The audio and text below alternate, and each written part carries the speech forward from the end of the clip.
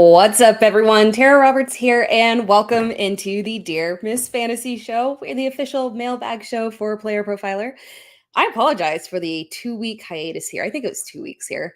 The first week that I did not have the show, I went to the Fantasy Sports and Gaming Association conference, which was amazing. I got to speak on a panel workshop on short form video. And it was wonderful. Got to meet a ton of amazing people, literally everybody's favorites. So it was a super big honor and super fun.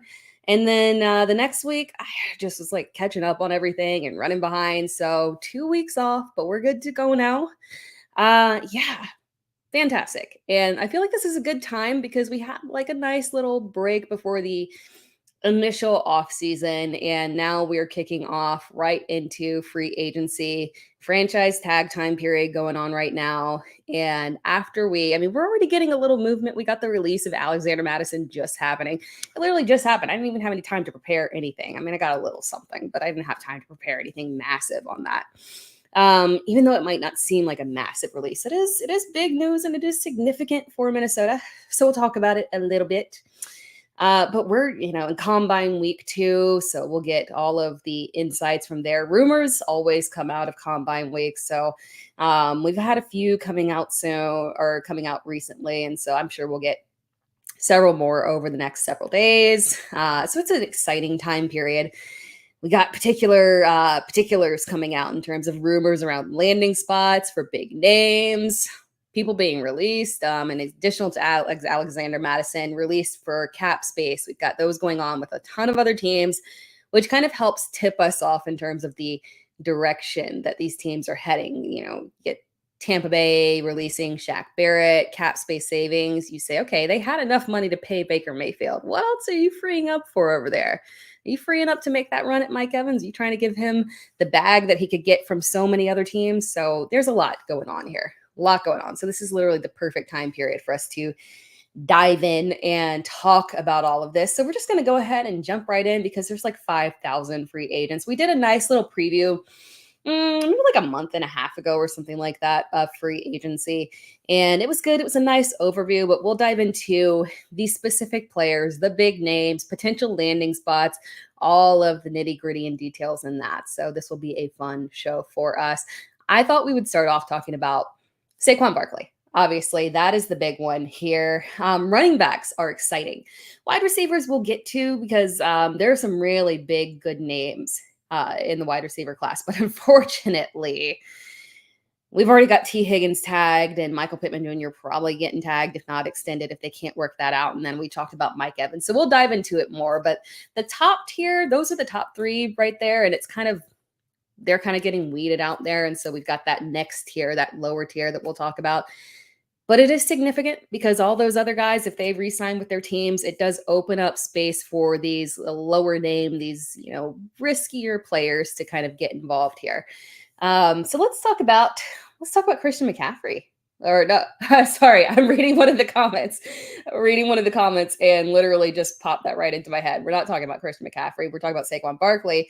Comment from A1, Barkley will be the next CMC.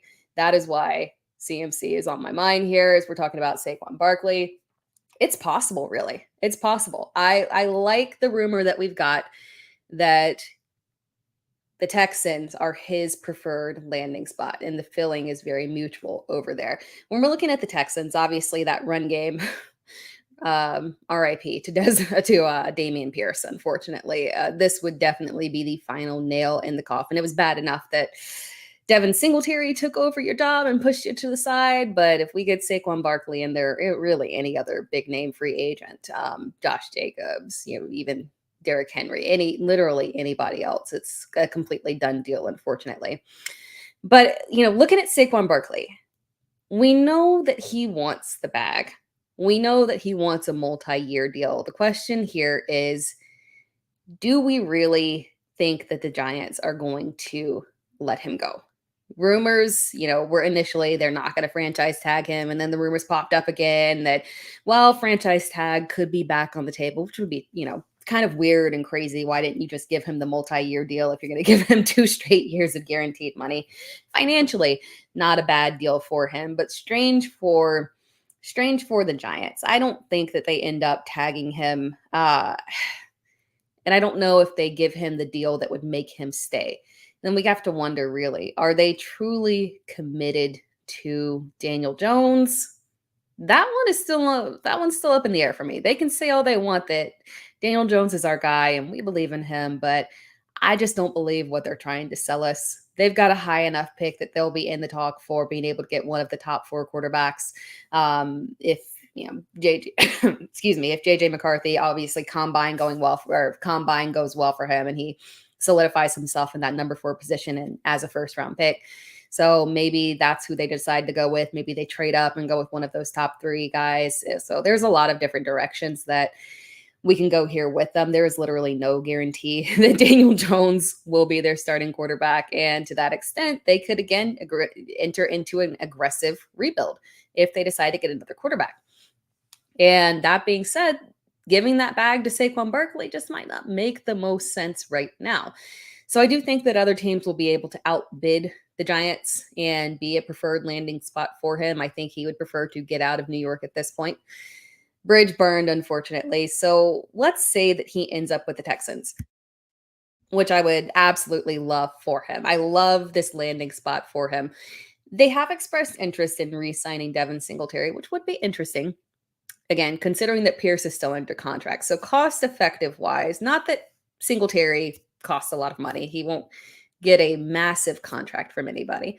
But again, you've got money to burn and you've got key positions that you want to put it into. Dumping multiple contracts into running backs, I don't know if that's going to be the case. From my perspective, I would look at this as, even though they do like what they've seen from Devin Singletary and they, obviously have an affinity for him, I would see Singletary going somewhere else. If Saquon Barkley lands there, Pierce still under contract, so he can just be the backup. It would be a true 3-down role for Saquon Barkley. I don't think Pierce would be involved at all.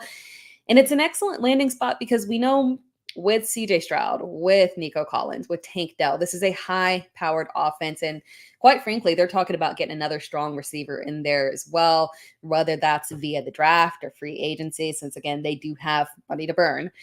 So looking at that, this offense could produce a ridiculous amount of goal line opportunities for Saquon. We've also got the receiving upside that he has as well. Where would we draft him is a question that we get a lot. Early round 2 is where I would feel super comfortable.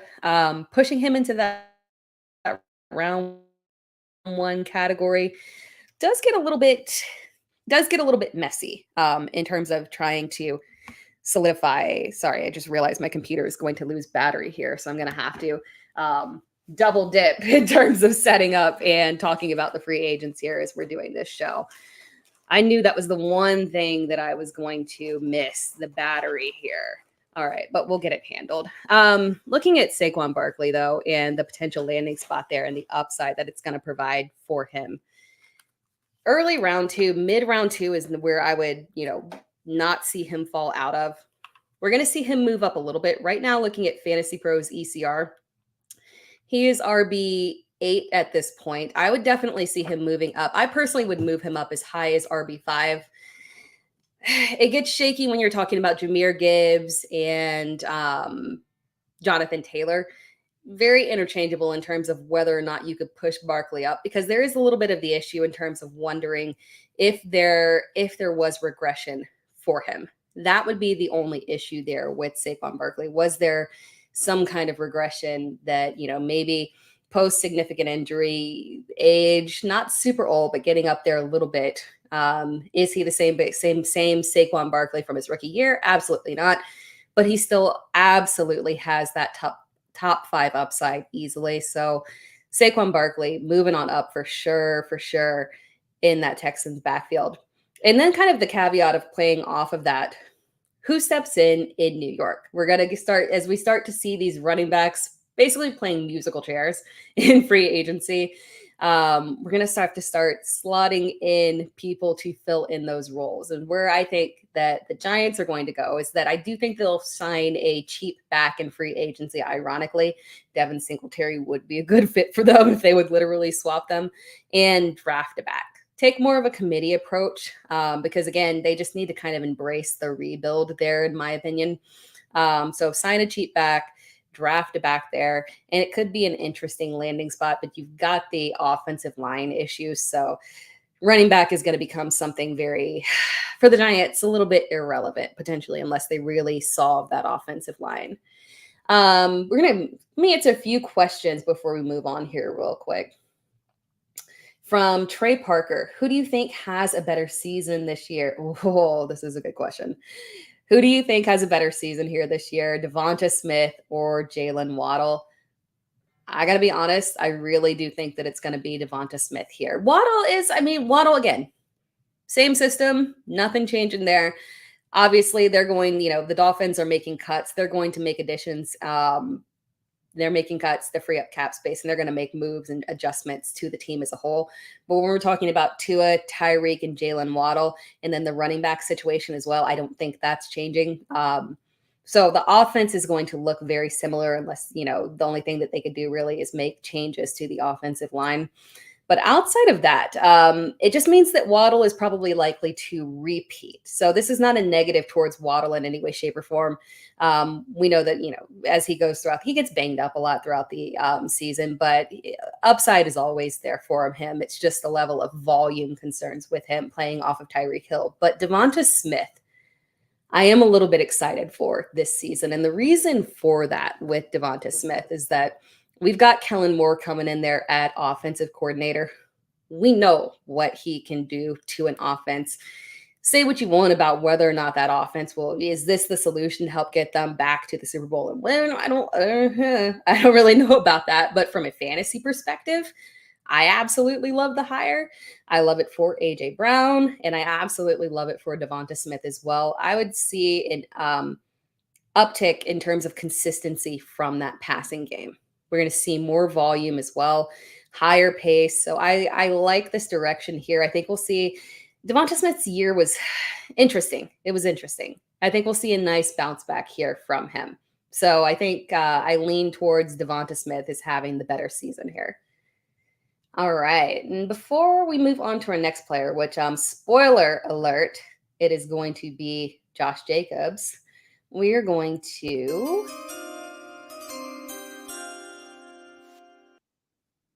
hear a word from our sponsor. It has been 2 years since Josh Larkey paved the way for fantasy gamers to start expecting positive returns from pick'em games, specifically underdog pick'ems. And how do you do it? Well, you look at a slate and you find a great shootout or a sneaky shootout. You also look for a shit show game. 3, 4, 5, 6 guys in one game. That's right. You can do it. You can do it. And you can 100x your payout on underdog. Think about week 1. Jets-Bills was a shit show. Did we see the Aaron Rodgers injury coming? No, but we knew the Jets have a good defense. We knew the Bills have a good defense. Why not expect the worst? And the worst is what we got.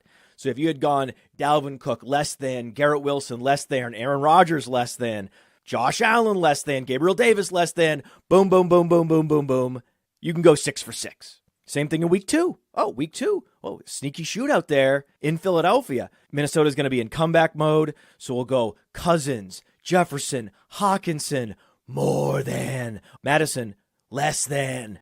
But also, Swift, more than.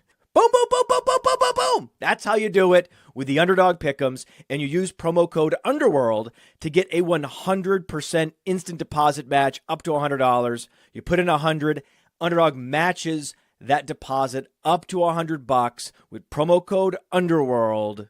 Go start picking.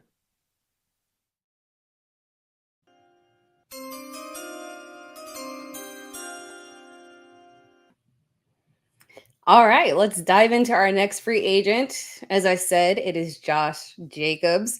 Jacobs was another one that I thought would be interesting to see in Houston as well.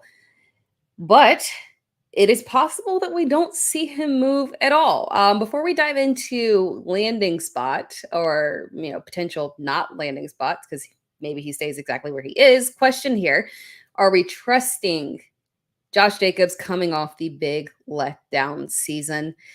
Yes, we are. Historically, I mean, we kind of should have saw last season coming. I know it felt good to lean into Jacobs again, just because again we've got 3 down back, receiving upside, goal line opportunities. I mean, he puts it all together so well. But historically, it was bound to be a letdown season. We've seen it time and time again where these guys come off of these massive workload seasons, an unreal amount of carries, and then they fail to repeat and struggle again this year. Obviously, there is some natural science to that. And again, we've seen before that a down year after having a massive year doesn't mean completely that you are done for, or that you are washed. So I do expect a bounce back here from Josh Jacobs for him to return to an RB1. I think, low end RB1 is for him. Top 5 potential is possible, but I feel like at this point, we have so many receiving backs when we're looking at guys like Jahmyr Gibbs, Rashad White, DeVonta Chan. There are so many of them that it's very difficult for a running back like Josh Jacobs to average out as a top 5 back. So that does become a wee bit of an issue there, but I think he's a very safe RB1 if he re-signs with the Raiders. Very interesting here, right? The Raiders are speaking out like they want to make it work with him. Very interesting. I don't think that the bridge is burned there. I think it's a very different situation from the issue that we have with Saquon Barkley in New York. Saquon Barkley wanted a deal and they gave it to Daniel Jones. That was an issue. There are some hurt feelings there, some issues there between him and the organization. Jacobs' situation is a little bit different, right? He wanted the deal, but it's not like there were any other major offensive contracts that were given out to existing players on the team that would have conflicted with him. So I don't really think that the bridge burned issue is really a problem over there. I think if the money is right, Josh Jacobs, knowing him, right? If the money is right, he'll come back. No problem. So they've got the cap space if they want to retain him. And when I look at them, we'll talk about this a little bit later when we talk about the quarterbacks available on the market. When we look at the Raiders, they have strong veteran presence, right? Offensively and defensively. And if they can fix a few things, and obviously get a quarterback is a big one. For me, they're a lot closer to a contender than they are to a complete rebuild.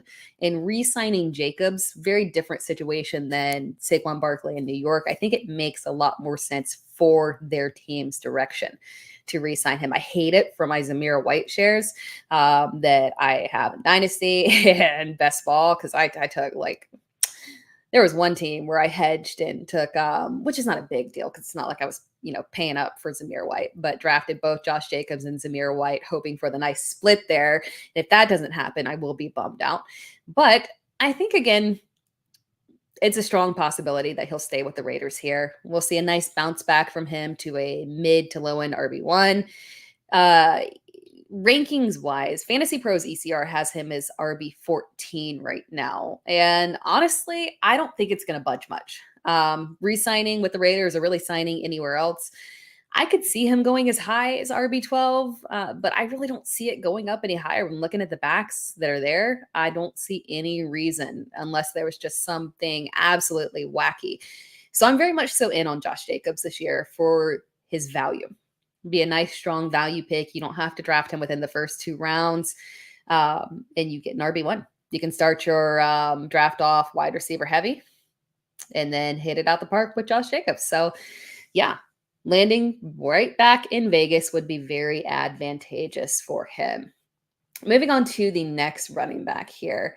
Before I do that, let me say we've got a question here. Does Zamir White perform well if Josh Jacobs leaves? Yeah, if Josh Jacobs is out, I'm very, very much so in on Zamir White. It's interesting because we expected a little bit of a pop from him his rookie year, and we got absolutely nothing. So it was good to see him bounce back here in terms of being able to gain that opportunity when Jacobs went down and showcase himself as a lead back. And for me, he's got all of those well-rounded qualities, the ability to be an early down back, receiving upside, strong at the goal line. Again, we're talking about a Raiders team where if they get a quarterback in, it's just got to get a competent quarterback in there, move the ball a little bit further, a little bit more improved, just move it a little bit better. and will get those goal line opportunities. And yeah, be a good opportunity for Zamir White. So it's not just the Josh Jacobs thing. I like the running back position in Vegas. Moving on to our next running back, we have Derrick Henry. This is my favorite. Derrick Henry, let's talk about one question here. What is my favorite landing spot for Derrick Henry? I desperately want to see him in Baltimore. I need to see this happen. This is weirdly the thing that I like of all the free agents. This is probably one of the ones that I am most passionate about for him. Again, when we're looking at Derrick Henry, I know age is a concern for a lot of people, and we saw a clear reduction in performance and reduction in workload last season. Less than 300 carries. That's very much so not Derrick Henry. 1,100 yards for normal running backs. That's amazing. For Derrick Henry, that's a down year. Average of 4.7 yards per carry, 12 rushing touchdowns. It's a decent season for him, but it's just a down year for Derrick Henry. For anybody else, any other running back, they're like, okay, this is fantastic for me, but we saw that he's just not the same Derrick Henry of yesteryear. And that's perfectly fine because him fitting within the context of the Ravens offense would be literally perfect for the Ravens and him. When we're looking at the Ravens, they run a clear committee. Now they will commit to a guy ish, right? We've seen it with J.K. Dobbins when he has been healthy. They will give you lead back opportunities, right? But they're not afraid to utilize the committee. And I think if they got a guy like Derrick Henry, they could implement that plan perfectly with him being that early down back, the goal line back, and then have your Keaton Mitchell when he's healthy or your Justice Hill while you're waiting for Keaton Mitchell to come back in there on the third downs and supplementing a little bit, create that nice committee role and be able to alleviate having Derrick Henry have that massive workload, but putting him into a situation where he would absolutely thrive, not just from a team perspective, from a fantasy perspective as well. When we're looking at the Ravens, obviously we know the Ravens are a ridiculously run heavy team, right? They led the league in rush attempts last year. And everyone always thinks of, well, okay, of course, they lead the league in rush attempts because you got Lamar Jackson. But if you do the math and you take Lamar Jackson down to the level, let's say, obviously we're not going to take him down to a completely non-mobile guy, right? Let's take him down to the level of Patrick Mahomes. Take him, replace his rush attempts with that of Patrick Mahomes. The Ravens would still be a top 12 team in rush attempts. It's not Lamar Jackson. They're straight up just a run heavy team. They also had 26 rushing touchdowns, one behind the league leaders. Again, rushing touchdowns. It's not on Josh Allen, ton of rushing touchdowns. Lamar Jackson, only 5 rushing touchdowns. They're a run-heavy team that provides ample goal line opportunities to running backs. It's not the same thing as Josh Allen and Jalen Hurts. Lamar Jackson is not super aggressive at the goal line and taking those away from the running backs. So this would literally be perfect for Derrick Henry. From a fantasy perspective, we're getting a really nice discount on him. And then it would be a wonderful situation for him to step in. And I think it would really help out the Ravens as well, because obviously when we look at that Ravens backfield, unfortunately, when we look at that Ravens backfield, they've had a terrible run of luck with not being able to keep healthy backs in there. Ironically, Gus Edwards, the previous injury he had, but Gus Edwards was the most reliable back, has been theoretically the most reliable back they've been able to have, unfortunately. But with Derrick Henry, you get reliability and stability. So I think that would be a wonderful, wonderful addition to that Baltimore offense there. Got a question about Alexander Mattison there. Let's see. I didn't have, because it happened right before. I don't know if I specifically slotted in a place to talk about Alexander Mattison now that I think about it.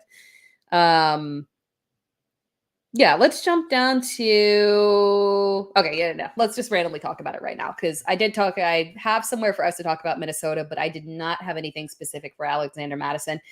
So let's go ahead and talk about it here. Alexander Mattison getting released. I feel for him, unfortunately, because I think what we saw from him, similar to Tony Pollard, but in a much worse way. We saw Tony Pollard last year, from my perspective, not be able to handle that 3 down back role. And I think, unfortunately, that's what we saw with Alexander Mattison. He's a fine backup, but a full season long 3-down back is just not for him. Not going to be somebody that we can rely on, unfortunately. So when I'm looking at him and where he could end up, I don't think he ends up in any role that is significant from a fantasy perspective. He'll be a backup. The only thing where I could maybe see him ending up, Philadelphia loves to take and rehab the wayward running backs. So maybe that's where he could go. Ironically, I was going to talk about DeAndre Swift as well.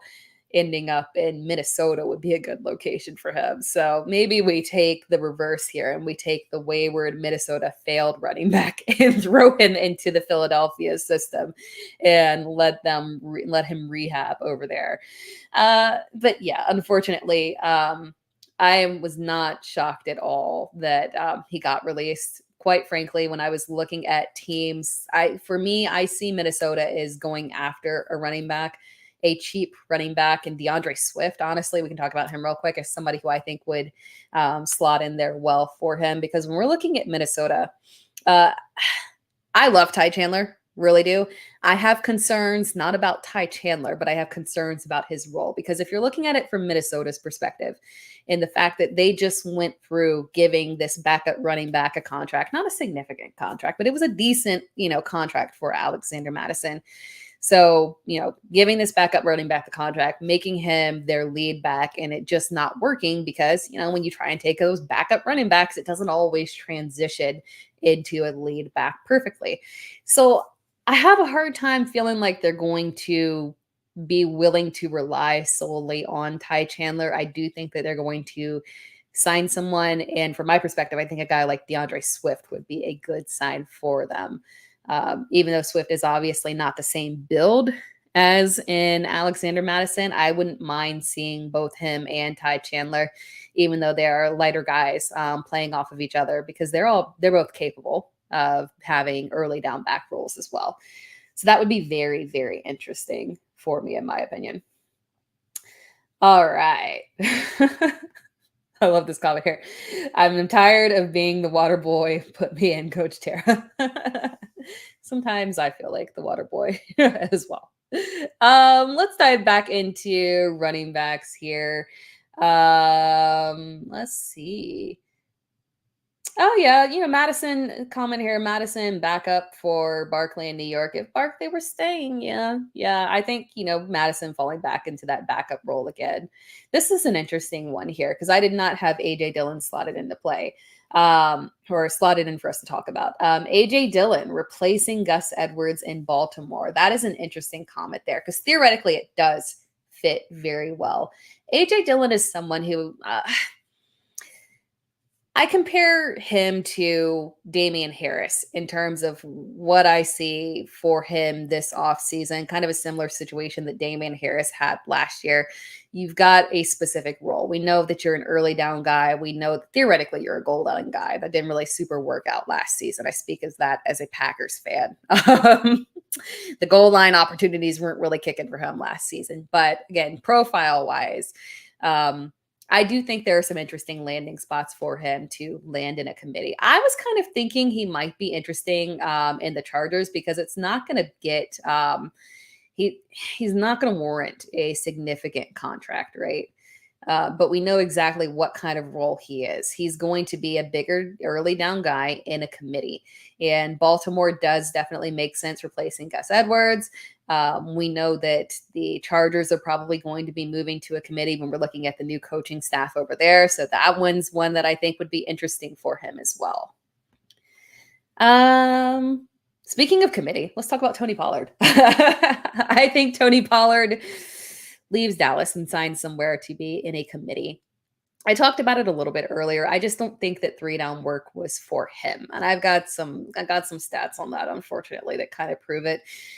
Pollard this was not on Dallas. To be very specific, it was not on Dallas. It was not the line. I'm sorry. This was Tony Pollard.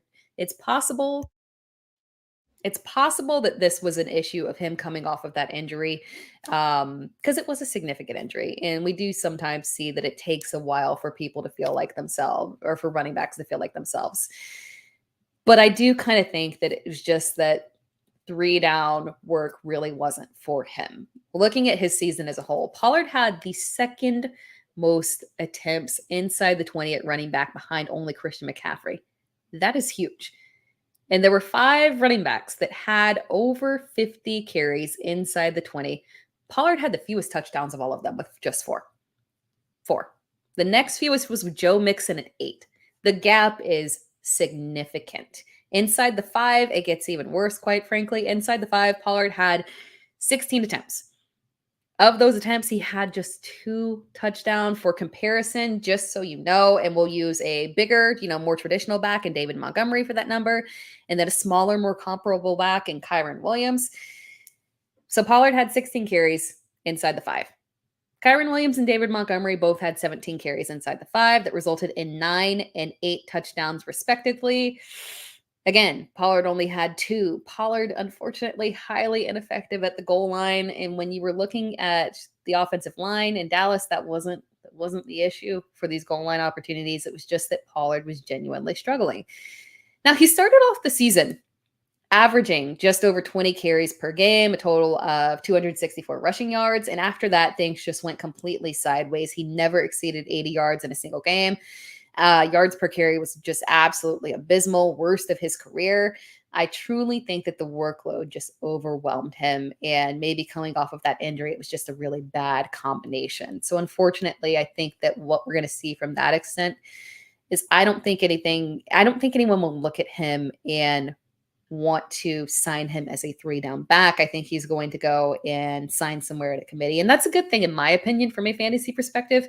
I would prefer to see him in a committee, being that explosive change of pace back, because as of right now, another question we had here was, is Tony Pollard a buy low candidate? As of right now, he is not. His value has not dropped. When I was doing some research and looking around in terms of what people were looking for him in terms of trade value, and I still think it's kind of outrageous and too high. Not somebody that I would buy low on, but I will say, if he signs in a committee role and the perception of him being in a committee role makes his value plummet, I do believe in his talent and his ability to thrive in a change of pace role. I don't think that 2022 was a fluke for him. I genuinely just think that 3-down back didn't work for him. So if he is in a effective offense, in a committee 3-down back role, I think he could maybe get back to where he was. Maybe not the same, because Dallas is obviously a very explosive offense, and odds of ending up with a team like that, difficult, maybe slim to none. But if he were able to do that in another offense, at least get close to that, go into a committee, the value drops, I could definitely see myself buying low if the price is right and people are panicking and ready to bail out on him. Another person, unfortunately, that might have to go into a committee is we're dipping into the committee portions of the running backs. This will be the last running back we talk about, and then we'll go into the wide receivers. Austin Ekeler, unfortunately, it is tough to get a read right now on where Austin Ekeler will land, because obviously he's a well-poised media professional. He's not given a lot of tips for us in terms of how he feels about where he wants to go. Obviously, he said he's open to returning to the Chargers. So I feel like there's about 1,000 different directions that Austin Ekeler could go. And we do know that he wants a solid contract. He wants a multi-year contract. He fits with a contender. It's just a weird combination that makes it very difficult to predict where he will go. I hope that he stays in LA. I hope they can work it out over there. Multi-year deal would be difficult, though, unfortunately, because they got a lot of people that are there paying a lot of money next year. So that does make it difficult. But if he could stay there, we know they'll be run heavy. We know they'll probably bring in another back for early down work. But I think given how run heavy we know that offense will be, I would be perfectly fine if Ekeler stayed in there, have an opportunity to have a nice bounce back season and get a solid workload and volume, but still be in a committee. So I'm okay with that. But I will say, if he does not return to the Chargers, I could see him landing in Philadelphia. Maybe it becomes not so much about the money. Maybe he has, some thoughts this offseason and decides that the massive bag isn't it. Maybe he wants to move on to a team where he could be closer to a contender, because obviously that's, something in LA that, unfortunately he didn't have the chance to experience there with the Chargers. So if he can get that opportunity and go with a team like Philly, not take on a massive contract, but maybe be in an advantageous situation with a team that obviously wants to make a push. We've got Kellen Moore over there as well, so obviously very familiar. And we could see him maybe bounce back a little bit there. That's where I could see him heading. But let's move on to the wide receivers here, because the wide receivers are very interesting. There is a massive tier gap, in my opinion. When we're looking at T. Higgins, Michael Pittman, and Mike Evans, those are guys that, yeah, I know people have their opinions about T. Higgins, but I say that I'm wearing a Clemson shirt here. I know people have their opinions. You guys know me. Have their opinions about T. Higgins, but talent-wise, true wide receiver one. If he is given the opportunity, in my opinion, and if he were hitting the market. Now, he could still hit the market via trade, so that's still a possibility. We don't know for sure that he will actually remain with the Bengals. But for the time being, the franchise tag does at least favor towards him staying in Cincinnati. But again, it's not odd at all to see a receiver. It happened with DeVonta Adams 2 years ago with Green Bay. You tag him, you trade him, you get a little bit of value out of it. Somebody else pays him the contract, right? So that could still happen with T. Higgins. But for right now, we've got T. Higgins franchise tag. We've got Michael Pittman Jr. probably going to be tagged or extended. And then we've got Mike Evans as well. Mike Evans is interesting because, ultimately I think he's going to end up re-signing with Tampa Bay. Tampa Bay, I think I talked about it earlier a little bit. Recently, making the cut of Shaq Barrett. That's probably the first of multiple to come for them to try and clear up a little bit of space. I think that space that they're trying to clear, because they've got plenty of cap space to re-sign Baker. That's not an issue. I think that space that they're trying to clear is for Mike Evans. They want to have Mike Evans back. They've been vocal about that. And if they're re-signing Baker, you want to try and bring Evans back as well. So ultimately, I do think that Evans is going to be off the market. But if Evans were to hit the market and not be massively concerned about taking the biggest bag in the worst offensive situation, right? Because hey, you could, I think the one is obvious that we know. We know Carolina needs a wide receiver one. We know that they can spend money on a wide receiver one. They can give that bag to Mike Evans, and they have the coaching connection there with Dave Canales. So that's, another situation as well that could come into play. But does he really want to do that at this point in his career? We saw that with DeVonta Adams. It can be frustrating. It can be very frustrating when you're a superstar wide receiver. You've already won a Super Bowl. You know what it's like to be a winner, and you're used to winning, and you're used to having zero issues with people getting you the ball. And then you take the bag to go to a situation and it's not ideal and you get frustrated, right? And I could see that happening with Mike Evans in Carolina. And so maybe he forgoes that and doesn't want to go in that situation. He wants to go with a team where he'll be in a position to continue to win, continue to be highly competitive. And I feel like that for me would be Baltimore.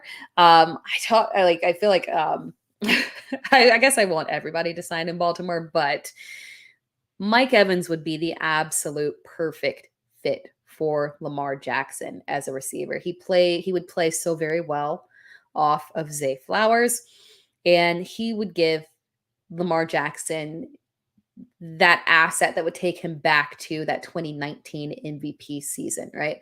Because last year was spectacular. Give him credit where credit is due.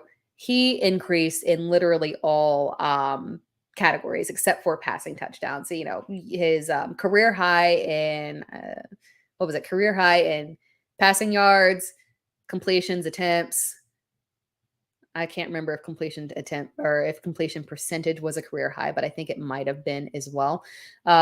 Remained flat on interception. So it was a very solid year for him, but the passing touchdowns just got to increase for him.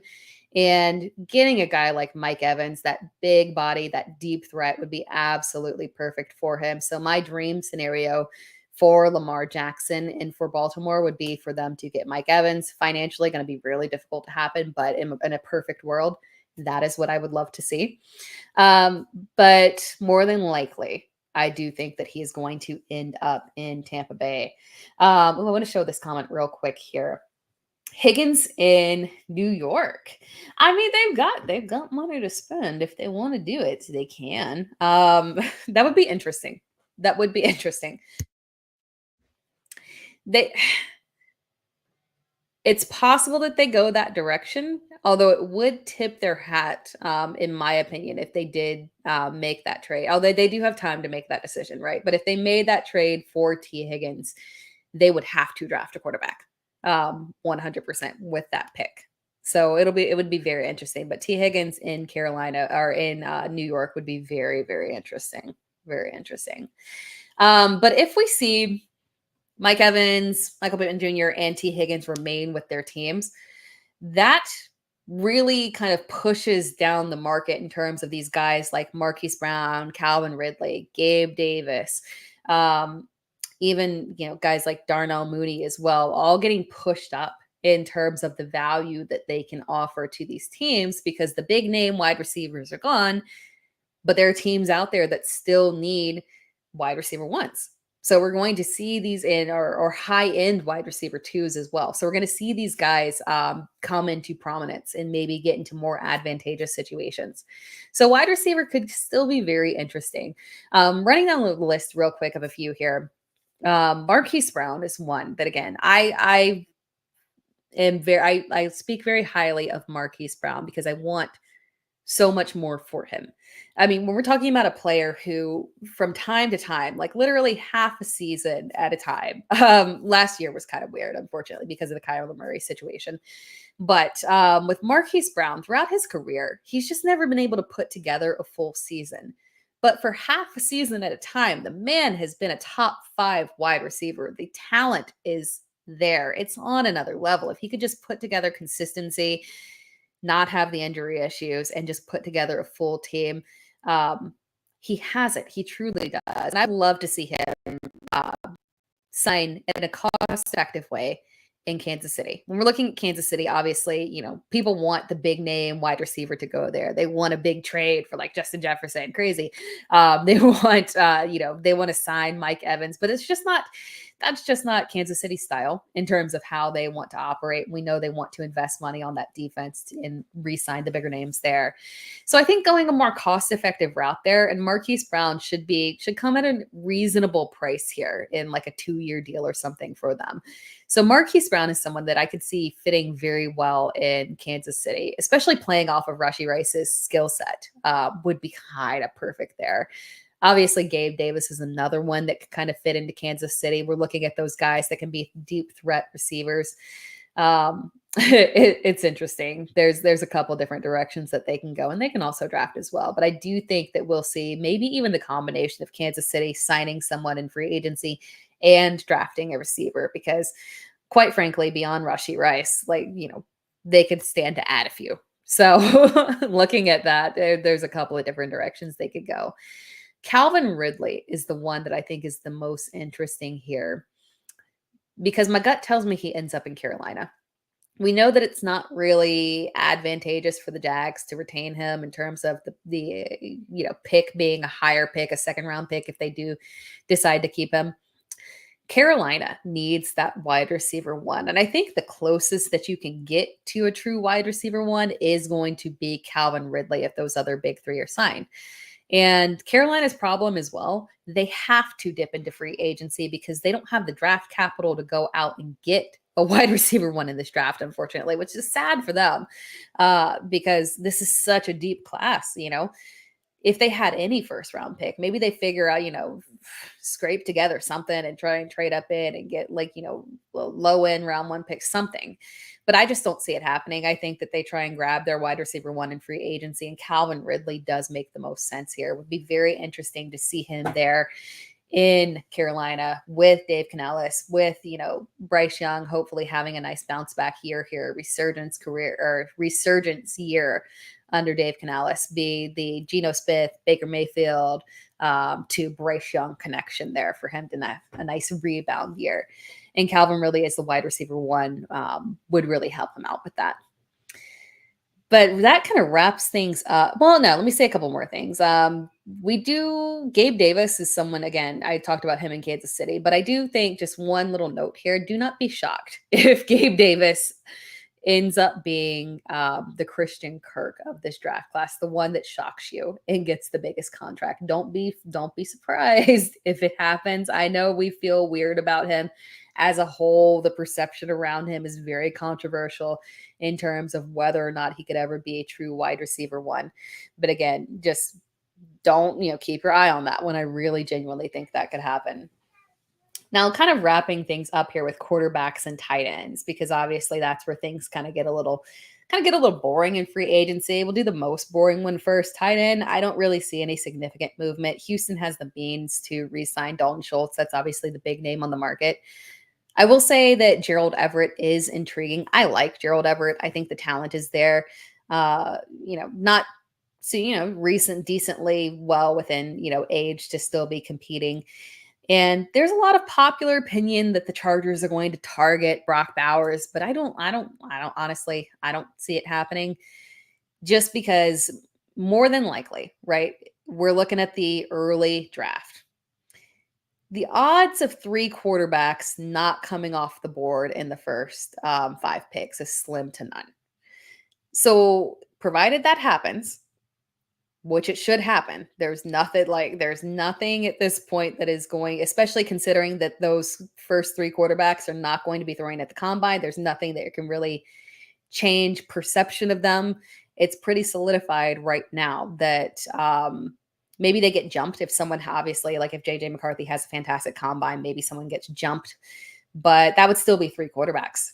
So if we're looking at those first 5 picks, the fact that 3 quarterbacks are going to come off the board, and then we have Marvin Harrison Jr. coming off the board at some point, that literally leaves Malik Neighbors right there for the Chargers. Like it's a easy, logical pick. I don't see how it's possible that they make the decision to forego Malik Neighbors and draft Brock Bowers. So I don't see Bowers ending up in LA. I know it's a very popular pick, but I don't think it's going to happen.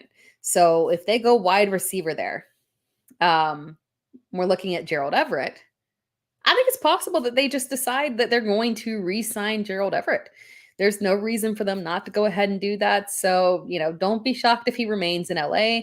And looking at where he is in drafts, I mean, this value pick is insane right now, especially like in best ball. The value pick for him in best ball, I'm more than willing to take a gamble on that, because very good chance he remains in LA. And for where he's going right now, it's like zero risk, absolutely zero risk. But yeah, that's it for tight ends. How boring. I mean, we've got like Hunter Henry and Mike. It's just like a tight end is never interesting. I swear there.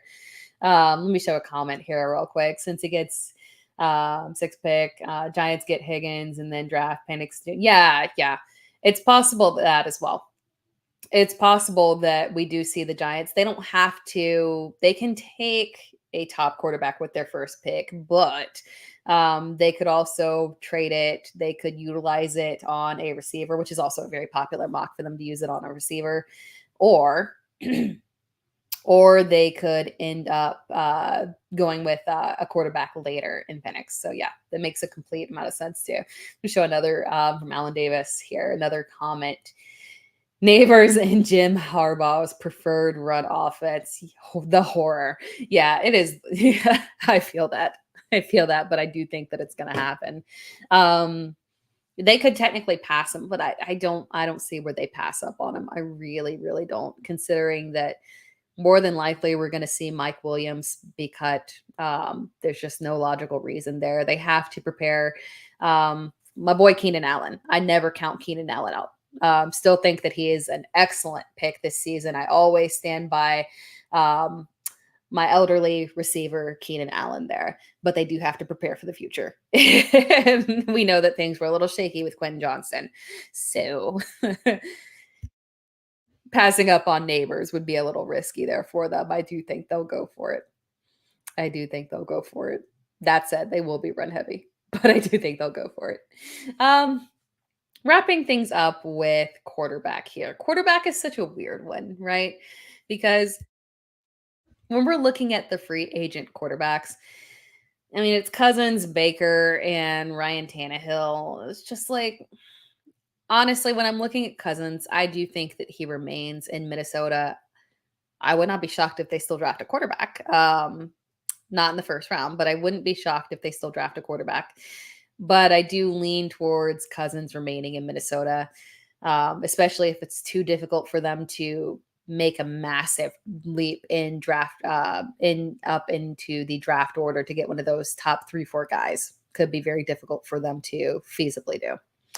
Then we've got Baker Mayfield. Again, I think he stays in Tampa. So this is boring. The quarterbacks are very, very, very boring, right?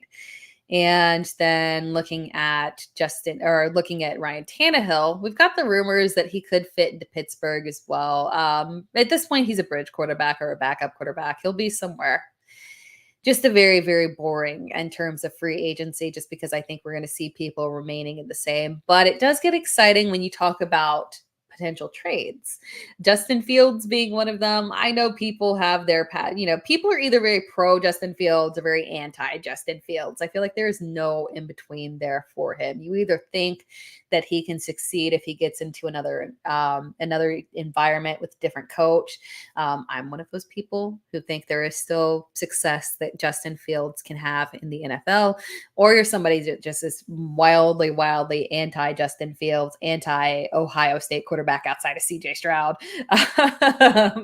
It's one or the other here, but hey, regardless of what you feel, we know for a fact these teams are interested in Justin Fields, and we know that he's coming in. Well, we don't know for sure, but rumor has it it's more like a second price. So it's not expensive. Teams are interested. This is not a time where they have to, trade an arm and a leg to get him. Very low risk, in my opinion.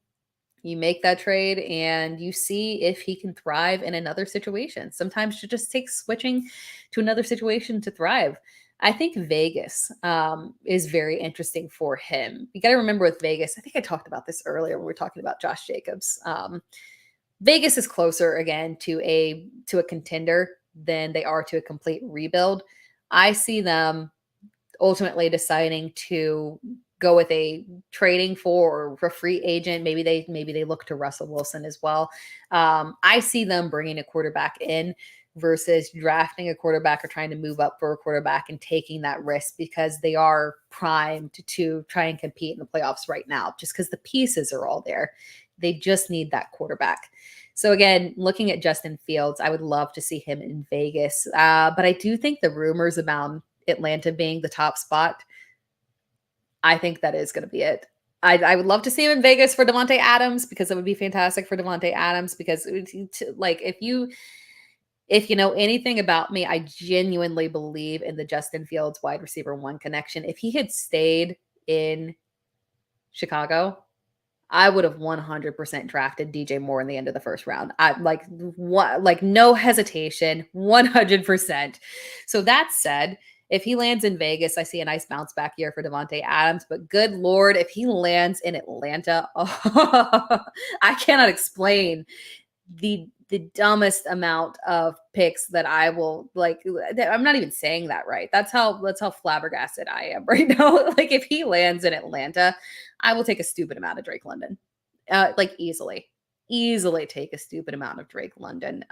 We're talking about somebody who right now, just like theoretically, even if Justin Fields goes there, they get a quarterback upgrade. Drake London's not going to be consensus drafted inside the top 20 of receivers. You're going to get strong value out of him. We know his talent is unreal. He just needs a quarterback. So if we can get somebody who can hyper focus in on him, and I know Justin Fields can do that. We have seen him do that with multiple receivers as the wide receiver 1. We saw it for a little tiny smidgen bit right there with Darnell Mooney. And then we saw it again with DJ Moore in a drastic way for sure. I would absolutely love to see him in Atlanta and what it would do for Drake London for sure. For sure. And then finally, we have got Russell Wilson. Russell Wilson is a very intriguing case because obviously this really comes down to Russell's preference, in my opinion. It's weird. I made a tweet about this the other day before we wrap things up. I made a tweet about this the other day that Denver is just being absolutely ridiculous, saying, "Well, we haven't gotten any trade calls for Russell Wilson." Of course, you have not. How would you? How that's not even an insult to Russ. The contract is outrageous. Absolutely nobody would ever, in their right minds, trade for him, and we know you're going to cut him. So I don't know what you're doing right now. We don't know what you're doing, Denver. You just need to go ahead and just officially say you're cutting and move on because it's weird that you're waffling back and forth. If I were Russ, I would just say, man, just cut me. You don't want me. You want to move on. Okay, just it is what it is. You owe me the money. Let it go. I would love to see Russ in a wide variety of places because I do think he still has that strong veteran presence, and there are teams where he could truly fit in. A wide variety of places that I could see him in. He could go the route of Vegas. He could go the route of Pittsburgh. I think there are plenty of opportunities for him. And from a fantasy perspective, low end QB1, strong value for sure. Very interesting. But yeah, that wraps things up for quarterbacks. We got a couple more comments here. It's always, we talked about Pollard and Ekeler earlier. We always have it's tough to gauge with these veterans. It's tough. It really is here. And then one more comment, underrated aspect of fantasy when turning is, determining how much juice a player has left. And that's really tough when you're talking about a player like Austin Ekeler and Tony Pollard for sure, because when you factor in the injuries as well and how that could have, we saw it with here's a good example. I talk about Aaron Jones all the time in a similar way. Aaron Jones, you could have easily looked at him throughout the season and said, okay, washed, it's over. The injury to his hamstring played just such a massive role, and he genuinely did not get healthy until those final, several games of the season. And then we saw him truly, return to form, look like Aaron Jones, strong carries, no regression, like visually, no regression, carried through into the playoffs. So it was real. It's hard to determine how much an injury is affecting some of these guys like Ekeler and Tony Pollard for sure. One more question here. Anything about Flacco? Flacco is an interesting one for me. He obviously could be a starter. At his age, I don't know if there are really any teams that heading into the season would pin their bridge on, because obviously it would be a bridge quarterback situation, pin their bridge on Joe Flacco. But I will say this, where I would like to see him, or where I think he should go for the sake of that team, the Jets. The Jets cannot head into the season, and obviously they're letting Zach Wilson explore trade opportunities and whatnot. The Jets cannot head into the season 100% reliant on Aaron Rodgers without a backup plan. You need a backup quarterback. I think Joe Flacco needs to sign with a team who, kind of like a Gardner Minshew situation, a backup quarterback where we know that we can rely on you. So I would love to see him back with the Jets. Is a solid backup plan in case things go sideways with Aaron Rodgers. You never know how an offseason is going to go, quite frankly, with Aaron Rodgers. They need to go ahead and make that kind of move there, in my opinion. All right, that wraps things up. Well, then let's show one more comment here because I like a little appreciation. Thank you, Beebs. Beebs in the Trap. I love that song. Great show. Great insights with Pollard in the running back free agency. I appreciate that. Thank you so much. That wraps things up. Appreciate you all joining in. Got to close in on an hour here. Again, if you have any questions at all, you can always hit me up on Twitter at It's Tera Time. You can always check me out on YouTube as well. I have more free agency stuff under my username on YouTube at It's Tera Time, so you can check things out as there as well. And comment below. I will respond if you want to comment here on the video. If you weren't in the live chat, you can do that as well. Or on Twitter or anything really. If you're listening to the podcast version, please subscribe. That would be greatly appreciated. If you're watching on YouTube, be sure to like the video and subscribe to Player Profiler as well. That wraps things up. Enjoy the combine. Oh man, this is exciting. Oh, I have a visit from my child right here. You want to give me a hug? Okay. You can say goodbye to everybody. You want to say goodbye? Yeah. Say goodbye. Bye. All right. That wraps things up for us. That wraps things up. Good luck, and enjoy the combine. This is going to be fun. Let's cross our fingers for some guys. I like surprises, so let's cross our fingers that some quarterbacks surprise us and kind of jolt up, and some wide receivers jump up, and running backs too. Oh my gosh, because we need to see a couple of running backs step up here. So this is going to be a good weekend here. Again, enjoy the weekend, enjoy the combine. I will talk to you. I will talk to you guys next week. See you later. Thank you for tuning in.